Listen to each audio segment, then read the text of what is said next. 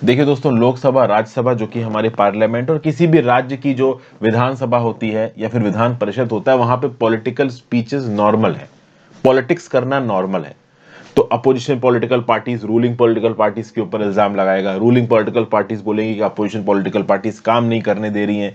अब इस कंटेक्स्ट में रिसेंटली हुआ यह है कि प्रधानमंत्री मोदी जी ने नेहरू जी के ऊपर स्टेटमेंट दे दिए, और स्टेटमेंट बड़े ही आप कह सकते हो कि मजेदार अंदाज से शुरू किए गए। मोदी जी ने यहां पे बोला अपोजिशन को कि आप लोग बोलते हो कि मैं कभी नेहरू जी को डिस्कशन में नहीं लाता, तो चलो मैं नेहरू जी को डिस्कशन में लेके आता हूं। एक्चुअली में पहले ऐसा हुआ है कि कई बार बीजेपी ने ऐसा बोला है कि भाई जो हमारे पहले प्रधानमंत्री थे वो सरदार वल्लभ भाई पटेल साहब को बनना चाहिए था।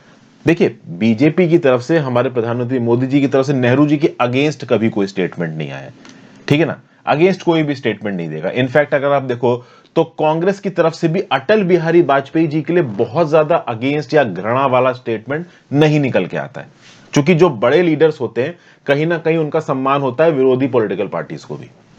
लेकिन ओवरऑल यहां पे बातचीत हो रही है महंगाई के टर्म्स में। हो यह रहा है कि अभी प्रेजेंट बीजेपी सरकार को महंगाई को लेकर बहुत क्रिटिसाइज किया जा रहा है। बीजेपी सरकार का यह बोलना है कि जो सीपीआई है, कंज्यूमर प्राइस इंडेक्स इन्फ्लेशन है, ये हमने लगभग 5% से नीचे किया। अगर आप साल का पूरा एवरेज उठा के देखोगे तो सच में 5% से नीचे रहा है। हाँ, कुछ महीने ऐसे जरूर रहे हैं कोरोना के लॉकडाउन के समय पे जहां पे ये इन्फ्लेशन रेट 6.7%, 6.8% चला गया। मैं रिटेल इन्फ्लेशन की बात कर रहा हूं। अब आप बोलोगे सर ये रिटेल इन्फ्लेशन क्या होता है, ट्रिकी वर्ड्स आ जाते हैं, तो समझिए, मैं आपके जैसे लोग बाजार से जब कुछ खरीदने जाते हैं तो वो रिटेल लेवल होता है। जैसे मैं गया आपके साथ, या फिर आप गए मार्केट में और आपने जाके एक 100 ग्राम धनिया खरीद ली, 2 किलो आलू खरीद लिए, दुकान से जाके आटा खरीद लिया, चीनी खरीद ली। तो पिछले साल आटा 20 रुपए किलो बिक रहा था, इस साल 25 रुपए किलो बिक रहा है, तो 5 रुपए महंगा हो गया, तो 25% का इन्फ्लेशन हो गया। तो हम इंडिविजुअल लेवल पे जाके अपनी पर्सनल रिक्वायरमेंट्स के लिए जो चीजें खरीदते हैं, वहां पे जो इन्फ्लेशन आता है इंडिविजुअल लेवल पे, उसको रिटेल इन्फ्लेशन बोलते हैं। वही चीज होती है होलसेल इन्फ्लेशन। होलसेल इन्फ्लेशन में क्या, थोक विक्रेता। तो यही धनिया जो मैं 100 ग्राम जाके खरीद रहा हूं दुकान से, किसी पर्टिकुलर इंडिविजुअल ने हो सकता है कि किसी एपीएमसी मार्केट से 1000 किलो खरीदी हो। समझ गया बात। तो वहां पे थोक में चीजें हो रही हैं। होलसेल प्राइस इन्फ्लेशन जो इंडिया में चल रहा है वो 12-13% के लगभग चल रहा है। तो अपोजिशन पार्टी इस समय पे रूलिंग पार्टी के ऊपर इल्जाम लगा रही है कि आपके समय पे महंगाई बहुत ज्यादा बढ़ गई है। तो इस कंटेक्स्ट में ओवरऑल मोदी जी का यहां पे स्टेटमेंट आया और उन्होंने पंडित जवाहरलाल नेहरू को कोट कर दिया।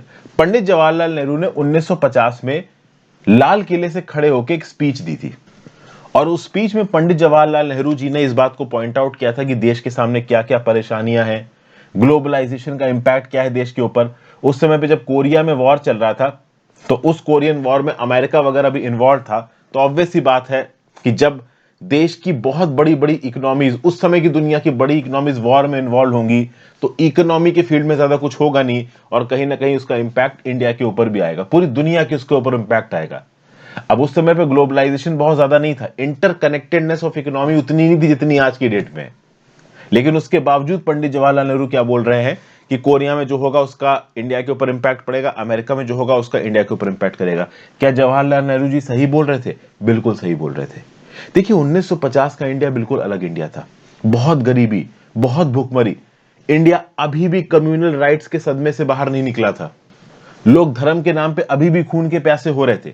पाकिस्तान टूट के इंडिया से अलग हो चुका था। इंडिया के बहुत से हिस्सों में इंसर्जेंसी जोर शोर पकड़ रही थी। कश्मीर का मुद्दा भी पूरी तरीके से रिजॉल्व नहीं हो पा रहा था। तो इंडिया के सामने बहुत सी प्रॉब्लम्स थी, और इंडिया की इकोनॉमी बहुत बड़ी नहीं थी, इंडिया में ज्यादा बिजनेसेस नहीं थे, सरकार के पास पैसा नहीं था। तो उस समय पे नेहरू जी ने यह बोल दिया कि भाई हमारे हाथ में महंगाई को कंट्रोल करना नहीं है। सच में उस समय पे महंगाई को कंट्रोल करना किसी भी प्राइम मिनिस्टर के हाथ में नहीं होता। यह बात बिल्कुल सही थी, कहीं ना कहीं मजबूर थे नेहरू जी।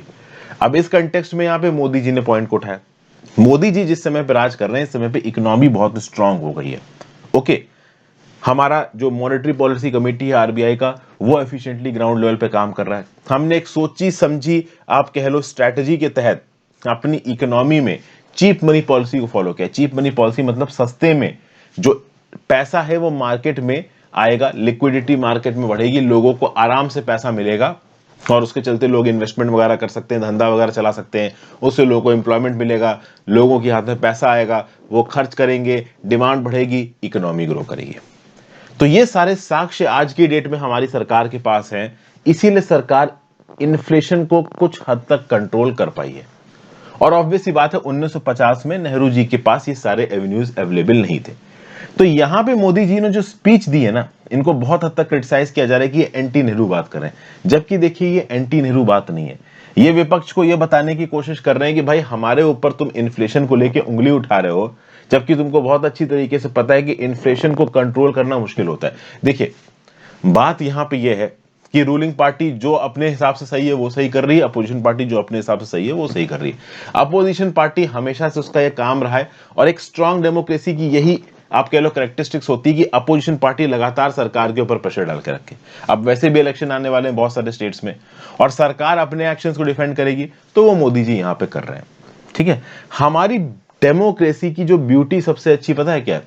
कि अगर आपने इस भाषण को देखा हो जो मोदी जी दे रहे हैं, इस समय पे जब मोदी जी बोल रहे थे, बहुत सारे बैकग्राउंड में अपोजिशन पार्टी के एमपीज चिल्ला रहे थे और बदतमीजी से चिल्ला रहे थे। उसके बाद भी मोदी जी पे कोई फर्क नहीं पड़ा, ये बोलते गए। बहुत सारे लोग मोदी जी को जी जिनपिंग के साथ कंपेयर करते हैं। आप सोचो, कभी इमेजिन करो चाइना में जी जिनपिंग, जो भी उनकी सेंट्रल चाइनीज की पॉलिट ब्यूरो कमेटी है, वहां पे जी जिनपिंग खड़ा होकर बोल रहा हो, किसी की औकात होगी उसके सामने पलट के कुछ बोलने की या चिल्लाने की?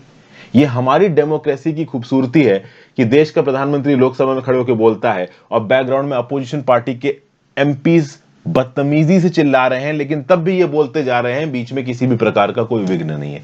तो ये क्या है? This is the beauty of democracy. देश के सबसे ताकतवर इंसान के अगेंस्ट बोलने की हिम्मत है अपोजिशन के लोगों में, बिना किसी डर के। रही बात यहां पे नेहरू जी के ऊपर बोलने की, इन्फ्लेशन बोलने की, तो देखिए यहां पे मोदी जी ने ओवरऑल नेहरू जी को पॉइंट आउट करके यह बताने की कोशिश की है अपोजिशन को कि जरूरत से ज्यादा हमको क्रिटिसाइज मत करो, हम जो काम कर रहे हैं वो मुश्किल है। और कांग्रेस के राज के समय पे भी इन्फ्लेशन था, इस समय पे बीजेपी के राज के समय पे भी इन्फ्लेशन, और इस समय पे इन्फ्लेशन है। देखिए कोरोना का पैंडेमिक आ गया है, इकोनॉमिक हालत कितनी खराब है आपको पता है। इंटरनेशनल मार्केट्स में चीजों के दाम बढ़ रहे हैं। लंदन मेटल एक्सचेंज पे जाके देखिए, एल्यूमिनियम देख लीजिए, जिंक देख लीजिए, कॉपर देख लीजिए, सबके दाम बढ़ रहे हैं। तो की कैपिटल गुड्स के दाम बढ़ रहे हैं। दुनिया में मंदी आई है तो ऑब्वियस सी बात है उसका इंडिया में भी इंपैक्ट आएगा, क्योंकि इंडिया इस समय पे ग्लोबल इकोनॉमी के साथ बुरी तरीके से जुड़ा हुआ है। तो अगर ग्लोबल सप्लाई चेन्स पे इफेक्ट आएंगे तो इंडिया के ऊपर भी इफेक्ट यहां पे आने वाला है। उस बीच में कभी ना कभी ये गर्मा गर्मी जैसी बहसें हो जाती हैं लोकसभा के अंदर, और यहां पे रूलिंग पार्टी अपोजिशन पार्टी के बीच में कुछ ना कुछ झड़प हो जाती है। देखिए ये हमारी डेमोक्रेसी का एक कैरेक्टरिस्टिक है। जब से हमारी डेमोक्रेसी, हमारा देश आजाद हुआ है, तब से ये हो रहा है और आगे भी ये होता रहेगा। This is the beautiful thing. यहाँ के लोग डिसाइड करेंगे कि कौन राजा की गद्दी पर बैठेगा, और वो राजा भी एब्सोल्यूट राजा नहीं है, उसकी भी जवाबदेही है। यहाँ पे मोदी जी जब कुछ बोल रहे हैं तो पीछे से लोग चिल्ला रहे हैं। तो this is the basic essence of democracy which is very much, आप कह लो, सस्टेनेबली सस्टेन्ड इन इंडिया। तो ये एक छोटा सा हमने लेक्चर डिस्कस किया। Thank you for watching friends.